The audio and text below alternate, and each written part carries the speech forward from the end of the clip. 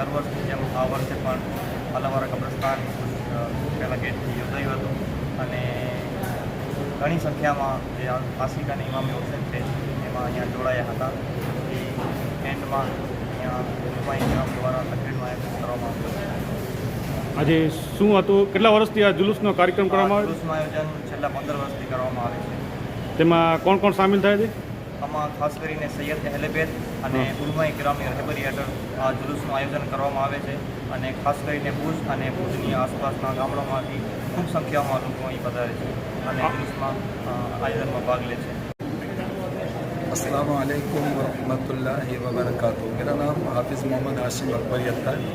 अल्हम्दुलिल्लाह आज ये जुलूस करबला जो 15 साल से मुसलसल उससे शुरू किया गया है और वो खास करके उलमाए किराम और सादात इज़ाम की रहबरी के साए में ये जुलूस शुरू किया गया है, जो शरीयत के दायरे में रहकर जुलूस निकाला जाता है और जुलूस इमाम अली मकाम इमाम हुसैन की याद में है और नवासे रसूल हज़रत इमाम हुसैन ने मैदान करबला में अपनी पूरी अहले बैत की कुर्बानी पेश करके अपनी जान को अल्लाह की राह में पेश किया और दुनिया वालों को एक पैगाम अता किया कि जब तुम्हारे वतन पे कोई आँच आए तो अपनी जान पेश करना, ये भी एक बंदे के लिए सादतमंदी होती है।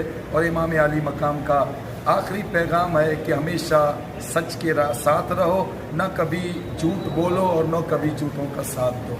यही पैगाम करबला है।